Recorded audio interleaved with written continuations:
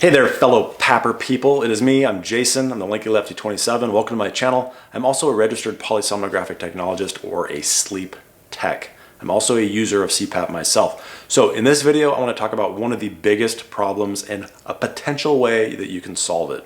So this isn't going to solve it for everybody, but let's talk about mask leaking. So one of the biggest things that bothers me about CPAP and the bad rap that it gets is when people say it's not effective. And that really bothers me because I do one-on-one consultations with people and we usually find and resolve really simple problems. And I'm not kidding you how simple they are and how simple they are to fix.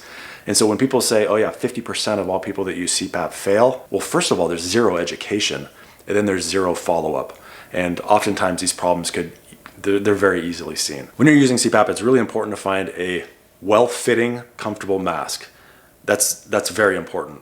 It's extremely important to be on the proper CPAP pressure or bilevel pressure. You need to have the right mode of therapy. So again, it could be CPAP or bilevel, but then you have other problems that can completely undermine everything. You may have the perfect mask.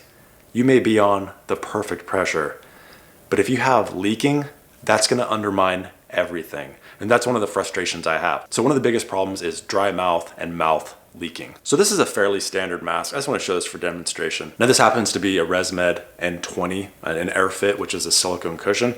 Pretty standard mask, one that you may very well find yourself at home with. Is this my favorite mask? Nah, not really. It's just the easiest one to put on and I have it here handy. But I do like this mask overall. Okay, so pressure's right, good mask, fits comfortable, I'm on the right pressure. This truly happens to me at night. If I fall asleep, especially when I go into REM sleep, I go and I get this circular effect. One, that drops the pressure in here, so I'm not getting my therapeutic value, and my airway is able to collapse. The other thing that wakes me up is just that wakes me up every single time. Now it's natural to have jaw drop when you go into REM sleep. Now to prevent things like jaw drop, you can try things such as a double-sided boil and bite mouth guard. You can also try a soft cervical collar. The problem with that is you'll still get a effect. Now another very simple thing that you can use is simply humidification. What kind of humidification should you use? I mean, it's built into your machine, it's heated humidification. So how this fixes a mouth leak or prevents a mouth leak is when you have a large amount of air flowing through here, much more than normal if you're on CPAP, that can potentially really dry out your sinuses and your nasal passages. Whenever you have all that air going over them, they dry out, and when they dry out, they really tend to inflame. And when they inflame, now they block your nose and your mouth pops open or has a much higher likelihood of popping open. So you can keep your nasal passage happy simply by using heated humidification. I guess I can go ahead and lose this now. Now I was doing a consultation with someone the other day. They were having a problem with what's called rainout inside the tube. Now if you're not familiar with rainout is a fancy term. Everyone really knows what it is. Just put a glass of ice water out on a hot day. You get all that water condensation on the outside of your glass.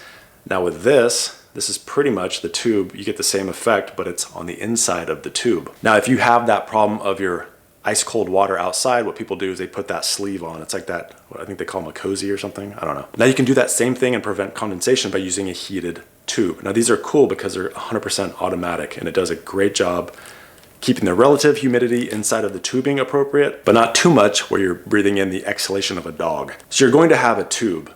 And regular tubing, if you were to buy it retail, costs $32. A heated tube costs $40. So why not just get the heated tube? Now this is a really good point to mention the sponsor of this video, which is cpapsupplies.com. Now I just said that this tubing costs $40 to buy. Well, that's not entirely true because they always have a discount code available to all the viewers of my channel. And that is if you just use discount code LEFTY16. They have a whole coupon section. You can use tons of different coupon codes. If you're looking to buy a new CPAP mask, if you're looking to buy a new CPAP machine, right now they have 35% off if you spend over 500 bucks. That is a huge savings. They also have a really cool service that is their RX service where they will actually harass your physician until they give you a prescription for the mask that you want. Hey doc, you got that prescription?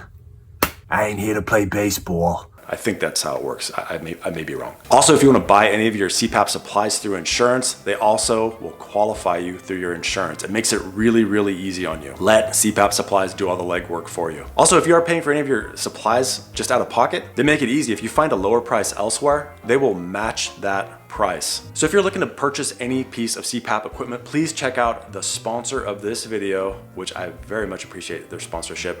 Please check out cpapsupplies.com. So let's take a look at some of the options that this opens up when you plug it into your machine. So right now, if we go into my options and we check out the humidity level, right now it is turned off. If we look at this, we can turn humidity level all the way up to 8. So off and various levels. And that's pretty much it if you don't have a heated tube plugged in. If I go ahead and I plug in the heated tube right now, lets you know the climate line has been inputted. And now you see these two options up here just popped up. The climate control as well as the tube temperature. You also have the humidity level, right?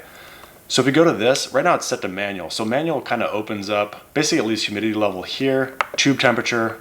We can change this to whatever degrees we want. If I turn climate control to auto, what you're doing is you're enabling it to make adjustments on the fly to keep your relative humidity inside of your machine at a constant rate. And in doing so, this is going to prevent rainout. It's going to prevent all the water from forming inside of the tube, all the water beads and droplets that form on the inside of your mask. You're going to have a much less likelihood of having those when you're using the climate line tubing. Now you can still go in and you can take the tube temperature and you can adjust it down if you want to make it slightly cooler. But if you leave it on auto, it is going to do everything automatically to try to maintain a state where none of those droplets are going to be forming inside the tube. Now this makes it really, really nice for when you're transitioning from summer to fall to winter to spring. Your humidity levels are going to change, especially if you're on an auto-titrating CPAP or an auto-titrating bilevel. Just your pressures changing are going to change the need for humidification. If it's always in flux, always fluctuating, then that need is always going to be changing. If you allow the climate line tubing to do its job, it will do its best to try to keep up with all these changes and prevent those water droplets from forming inside of the tubing and drowning you. Let me know what you think in the comment section down below. Do you use humidification? Do you find that heated tubing is helpful? Really interested to know what your thoughts are, and it'll help others that are searching this out as well. Here is a wild, lanky sleep tech, begging on the streets like a hobo. It appears his idiotic plan of doling out free sleep advice has not helped out his pocketbook in any way. You could help him out by checking out the links in the description box below. This includes an Amazon affiliate link that you can use every time you shop Amazon, Patreon, or PayPal donations, becoming a YouTube member, or visiting axgsleepdiagnostics.com or maskbright.com. Though his idiotic plan is certainly not making him any money, he is still clearly a thick boy. Yeah, you're very thick. I like that. Thank you, and I appreciate you watching. Thank you to anyone watching this video, but an extra special thank you to my top level Patreon supporters and low level. Thanks buddy to Sarvesh Joshi, Stuart Hetherington, and Mona Swearingen. Thank you, and thanks buddy.